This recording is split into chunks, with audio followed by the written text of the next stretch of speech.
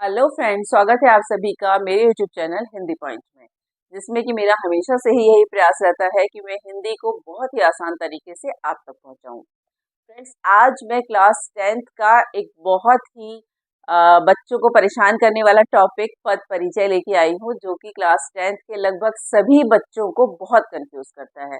बच्चे अक्सर सोचते हैं क्या पद क्या परिचय, और अक्सर एग्जाम में 3 से 4 नंबर का आ जाता है। बच्चे बड़े परेशान होते हैं। तो अगर आप इस टॉपिक को लेके परेशान हैं तो आप बिल्कुल सही चैनल पे हैं, क्योंकि आप अगर मेरे चैनल पे आए हैं और आपको समाधान ना मिले, ऐसा तो कभी हो ही नहीं सकता। निश्चित ही आपको यहाँ पे समाधान जरूर मिलेगा। तो पद परिचय की बात करेंगे। फ्रेंड्स, जो लोग चैनल पे नए जुड़े हैं, चैनल को लाइक कर ले, सब्सक्राइब कर ले और बेल आइकन को तो जरूर प्रेस कर ले। क्यों प्रेस कर ले?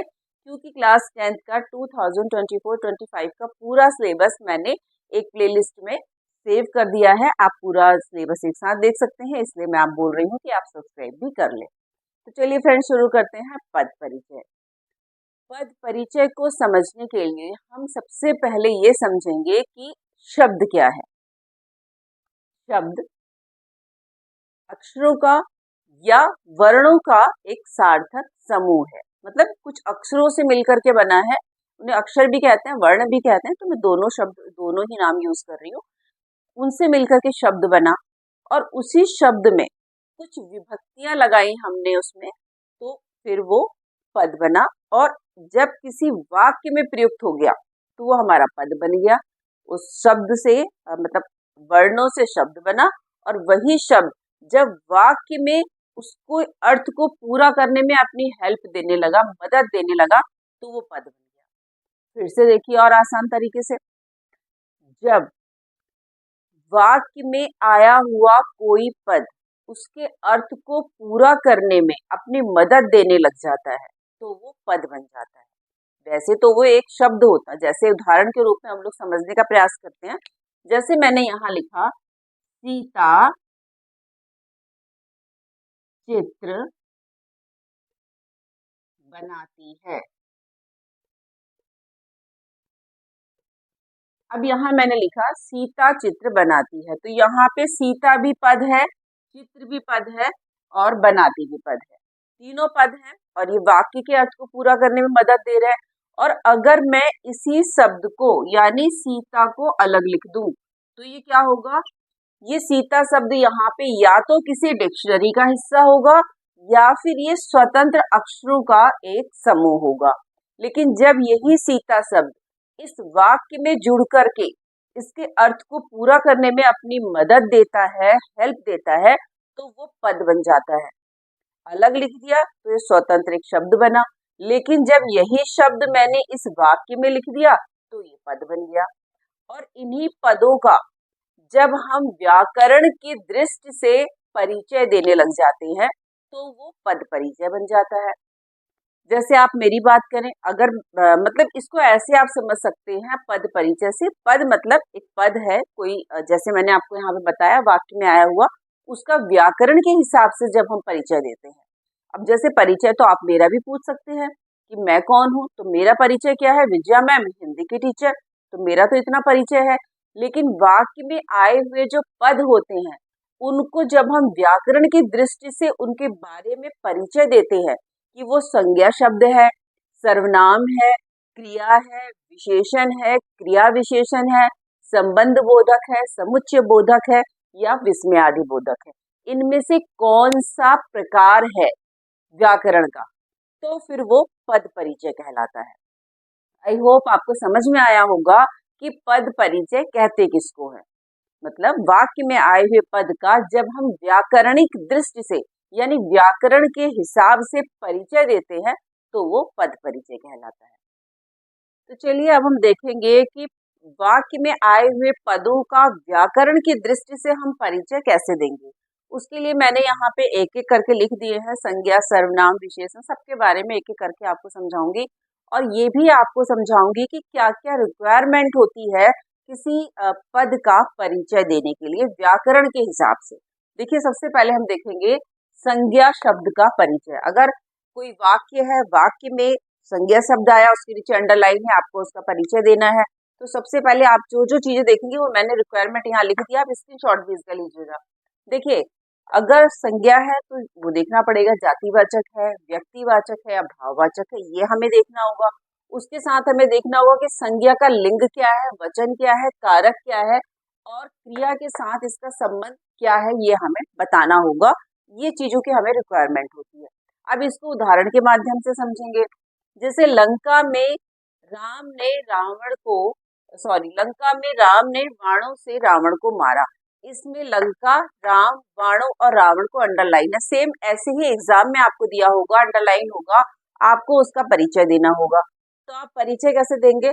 आप सबसे पहले देखेंगे राम के नीचे अंडरलाइन है, राम मतलब किसी व्यक्ति का नाम है तो व्यक्तिवाचक संज्ञा हो गई। अब लिंग, क्योंकि राम एक पुरुष है तो पुल्लिंग हो गया। वचन, क्योंकि एक राम की बात हो रही है तो एक वचन हो गया। कर्ता कारक हो गया, क्योंकि राम करता है, रावण को मारा तो कर्ता कारक हो गया। ये आपको अच्छे से समझ में आ गया होगा। फिर देखिए लंका। अब हमें लंका शब्द का परिचय देना है तो लंका भी व्यक्तिवाचक है, क्योंकि एक लंका की बात हो रही है, किसी एक विशेष लंका की बात हो रही है तो व्यक्तिवाचक हो गया और पुल्लिंग हो गया। लंका पुल्लिंग हो गया, एक वचन हो गया और कर्ता कारक हो गया। ये भी कर्ता कारक हो गया, क्योंकि लंका में राम ने रावण को मारा तो ये भी कर्ता कारक हो गया। बाणों में जातिवाचक, क्योंकि बाण एक जैसे तो नहीं होते, एक प्रकार के कई प्रकार के होते हैं तो जातिवाचक हो गया, कई प्रकार के बाण होते हैं। पुल्लिंग हो गया, क्योंकि बाण शब्द पुल्लिंग है। और बहुवचन, क्योंकि बाणों से, बहुत से बाणों से हो रहा है तो बहुवचन हो गया। और करण कारक, से मारा, कर्ता की विभक्ति से है, करण से की विभक्ति हुई तो करण कारक हो गया यहाँ पे। और इसी तरह रावण जो है वो व्यक्तिवाचक हो गया, क्योंकि एक रावण की बात हो रही है, व्यक्तिवाचक हो गया। पुल्लिंग हो गया, क्योंकि रावण एक पुरुष है। और एक वचन हो गया, क्योंकि एक ही है रावण जो है एक वचन हुआ, दो वचन नहीं है, एक वचन ही हुआ। कर्म कारक है और ये कर्म कारक है जो रावण है। तो आई होप कि आपने संज्ञा शब्द का परिचय देखा होगा और आई होप कि आपको समझ में भी आया होगा। आप स्क्रीनशॉट भी इसका लीजिएगा। फिर देखते हैं सर्वनाम का। अब वही कंडीशंस यहाँ अप्लाई होती हैं कि जो जो रिक्वायरमेंट हमें संज्ञा में हुई थी, सेम वही रिक्वायरमेंट होती है कि अगर सर्वनाम है तो वो कौन सा सर्वनाम है, भाई वो पुरुषवाचक है, निजवाचक है, अनिश्चयवाचक, ये कौन सा सर्वनाम है। और उसमें जो है क्या क्या कंडीशन है कि वही लिंग वचन कारक इसमें भी हमें बताने पड़ते हैं। जैसे मैंने यहाँ उदाहरण लिखा है, मैं तुमसे कुछ प्रश्न पूछूंगा। यहाँ पे मैं तुमसे कुछ को अंडरलाइन किया है। सेम ऐसे ही एग्जाम्स में भी होगा। अब मैं, तो ये पुरुषवाचक है, भाई जाहिर सी बात है पुरुषवाचक सर्वनाम है। और कौन सा है? उत्तम, क्योंकि अपने लिए मैं उत्तम पुरुष, तुम मध्यम पुरुष, वे या अन्य, वे जो है वो अन्य पुरुष हो जाते हैं। तो मेरे लिए उत्तम पुरुष, तो यहाँ क्या हो गया? मैं यानी पुरुषवाचक सर्वनाम, उत्तम पुरुष एक वचन क्योंकि मैं एक हूँ, पुल्लिंग हूँ क्योंकि मैं तुमसे कुछ प्रश्न पूछूंगा बोला, पूछूंगी होता तो स्त्रीलिंग होता, पूछूंगा है तो पुल्लिंग। और कर्ता कारक है, क्योंकि प्रश्न पूछ रहा है तो कर्ता कारक हो गया। फिर है तुमसे, तो पुरुषवाचक सर्वनाम है, मध्यम पुरुष है, क्योंकि तुमसे तो ये मध्यम पुरुष हो गया। और पुल्लिंग और स्त्रीलिंग दोनों लिंगों में संभव है। प्रश्न है तुमसे, जो है मैं तुमसे कुछ प्रश्न पूछूंगा तो वो स्त्रीलिंग में भी पूछ सकते हैं, पुल्लिंग में भी।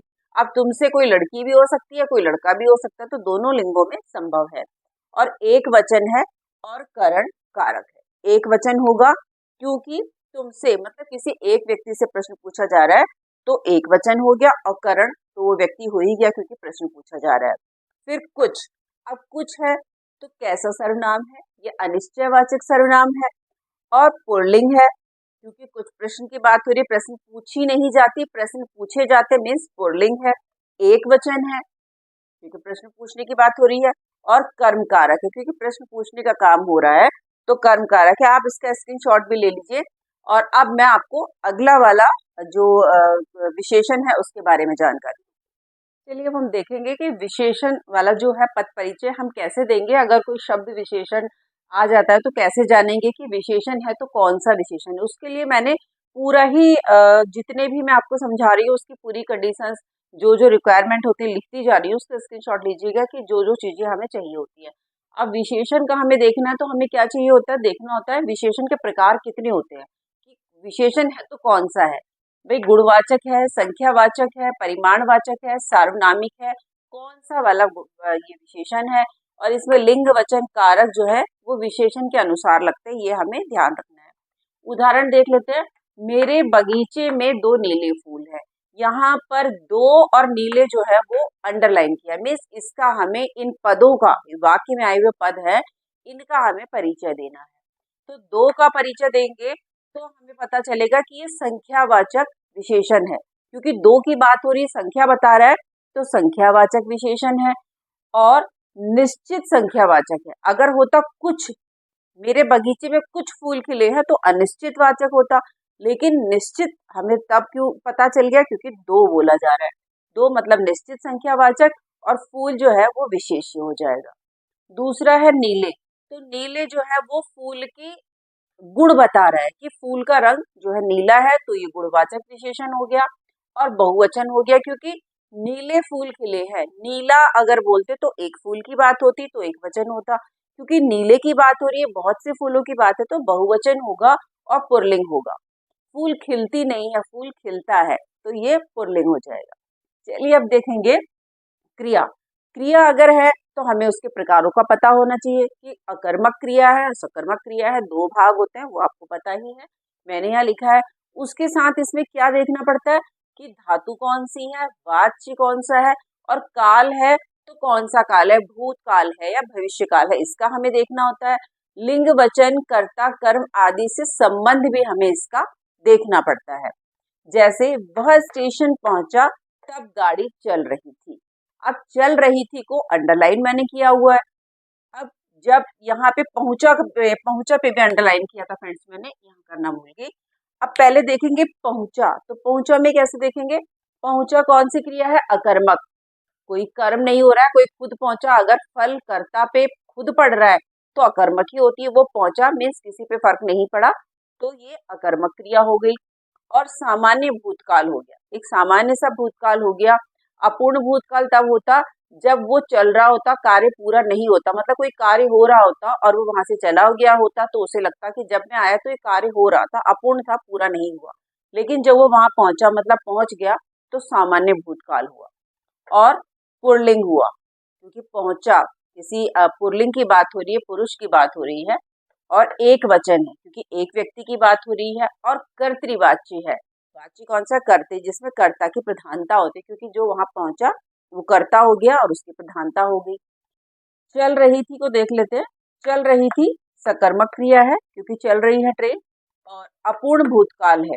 अपूर्ण भूतकाल क्यों है कि जब वह स्टेशन पहुंचा तब गाड़ी चल रही थी, मतलब तब गाड़ी चल रही थी जब वो पहुंचा। अपूर्ण भूतकाल इसलिए हो जाएगा क्योंकि उसे नहीं पता कि उसके बाद गाड़ी आगे चली या रुक गई, तो अपूर्ण भूतकाल है, पूरा काल नहीं, पूरा नहीं कह सकते हम इसे, सामान्य भूत भी नहीं कह सकते और पूर्ण भूतकाल भी नहीं कह सकते, अपूर्ण भूतकाल है, क्योंकि जब वो पहुंचा तो ट्रेन चल रही थी, पहुंची कि नहीं पहुंची उसे नहीं पता, इसलिए अपूर्ण भूतकाल है। स्त्रीलिंग है क्योंकि चल रही थी, एक वचन है, और कर्तृवाच्य है क्योंकि कर्ता की प्रधानता। आई होप आपको ये क्लियर हुआ होगा। चलिए अब देखते हैं क्रिया विशेषण। क्रिया विशेषण में हमें क्या देखना होता है कि स्थानवाचक है, कालवाचक है, रीतिवाचक है या परिमाणवाचक है। मतलब सब में एक चीज आपने देखा होगा, कॉमन में बोल रही हूँ, कि जिसका भी हमें पद परिचय देना है, जिसका भी मतलब चाहे वो संज्ञा है, सर्वनाम है, विशेषण है, क्रिया विशेषण है, कुछ भी है, तो हमें उसके प्रकारों का पता होना जरूरी है, तभी हम उसका परिचय सही तरीके से दे पाएंगे। तो जैसे मैंने बताया कि आपको ये चारों चीजें देखनी है, या आपको पता होना चाहिए कि इसके प्रकार कितने हैं। अब उदाहरण मैंने लिखा है, जब खाओ कम बोलो, तो मैंने जब को यहाँ अंडरलाइन किया है और कम को अंडरलाइन किया है। तो जब में जो है ये क्या है, जब मतलब किसी काल की यानी समय की बात हो रही है तो कालवाचक हो गया, और खाओ जो है वो क्रिया का विशेषण हो गया। फिर कम, अब कम यानी नापतौल की बात हो रही है तो परिमाणवाचक हो गया, और बोलो क्रिया का विशेष्य हो गया, विशेषण हो गया। तो ये आपको पता चला होगा, आप अच्छी तरह समझ गए होंगे क्रिया विशेषण को भी, कि क्रिया विशेषण में भी वही कंडीशंस अप्लाइड होती हैं जो और में होती है, मतलब इनके प्रकारों का हमें पता होना चाहिए, तभी हम सही तरीके से पदों का परिचय दे पाएंगे जो वाक्य में आए हुए पद होते हैं। अगला है संबंध बोधक। अब संबंध बोधक कैसे हम पता चले कि संबंध बोधक कैसे हम उसका परिचय दे पाएंगे, उसके लिए हमें देखना होगा कि जिन पदों अथवा उपवाक्यों का संबंध बताया जा रहा है, मतलब जब हम संबंध बता रहे हैं किन्हीं पदों का या उपवाक्यों का, जिनका भी हम पद बता रहे हैं, संबंध बता रहे हैं, तो वो जो है हमारा संबंध बोधक हो जाएगा, मतलब जिसमें संबंध की बात हम कर रहे हैं। जैसे वह खुशी के मारे चीख पड़ा। अब के मारे को मैंने अंडरलाइन किया है। के मारे कारणवाचक है, भाई कारण है तभी तो चीखा। खुशी के मारे मतलब कारण क्या होगी, खुशी होगी, तो यहाँ कारणवाचक हो गया। कारणवाचक समुच्चय संबंध बोधक अव्यय हो गया, ये अव्यय है। आपको इतना पता होगा, 4 विकारी होते हैं, संज्ञा, सर्वनाम, विशेषण और क्रिया। ये विकारी और 4 अविकारी होते हैं, क्रिया विशेषण, संबंध बोधक, समुच्चय बोधक और विस्मयादि बोधक। तो ये 4 जो है अव्यय है, तो ये भी अव्यय है, तो मैंने अव्यय लिखा है और संबंधी शब्द जो है वो खुशी हो जाएगा। चलिए लिखते हैं हम अब समुच्चय बोधक। समुच्चय बोधक में हम देखेंगे संयोजक एवं विभाजक है, मतलब दोनों में से क्या है, जोड़ने वाले शब्दों अथवा वाक्यों का इसमें निर्देश दिया होता है। और इसमें मैंने जो उदाहरण दिया है वो है वह आया और मैं चला गया। इसको मैंने और को अंडरलाइन किया है, बिल्कुल ऐसे ही एग्जाम्स में भी आएगा।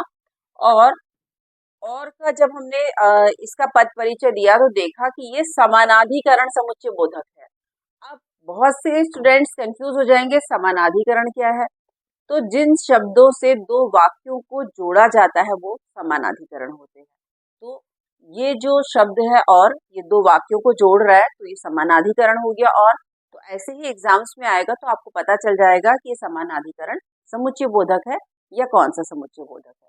चलिए अगला देखते हैं, विस्मयादि बोधक। इसमें क्या क्या चीजें होती हैं, हर्ष, शोक, घृणा, भय, विस्मय, क्रोध आदि, ये सारी जो बातें हैं वो आती हैं। हमें ये पता लगाना होता है कि जिस पद का परिचय पूछा जा रहा है वो इनमें से किससे संबंध रखता है। जैसे आहा कितना सुंदर दृश्य है, आहा कितना सुंदर दृश्य है, मतलब किसी चीज को देख करके बड़ा हर्ष, बड़ी खुशी, कोई सुंदर सा नजारा हम देख लेते हैं तो हम बोलते हैं कितना सुंदर दृश्य है। तो यहाँ पे खुशी वाली बात मतलब हर्ष वाली बात हो रही है। तो आहा जो है हर्ष सूचक विस्मयादि बोधक हुआ। इसका स्क्रीनशॉट भी आप ले सकते हैं फ्रेंड्स। तो इस तरीके से आपने जाना कि पद परिचय को हम कितनी आसानी से जो है समझ सकते हैं। और एग्जाम्स में चाहे किसी भी तरीके से एग्जाम्स में अपना उदाहरण वो लोग दे दें तो हम आराम से इसको जो है पूरा कर सकते हैं, अपना उत्तर दे सकते हैं, अपने उत्तर को लिख सकते हैं। लेकिन उसके लिए आपको मेरी वीडियो को कई बार देखना होगा। नहीं भी समझ में आ रहा है तो आप इसको नोट डाउन कर लीजिए एक जगह। नोट डाउन करने के बाद जो स्क्रीनशॉट लिया है उसको देख करके आप स्टडी कर सकते हैं। और ये मैं आपको दावे से कह सकती हूँ कि मेरी वीडियो को देखने के बाद ऐसा बिल्कुल भी नहीं होगा कि आप एग्जाम्स में वो जो 4 नंबर का क्वेश्चन आएगा उसे सॉल्व ना कर पाएं। तो फ्रेंड्स आप करिए वीडियो को एंजॉय। मैं चलती हूँ अपनी दूसरी वीडियो की तैयारी में। तब तक के लिए जय हिंद, जय भारत।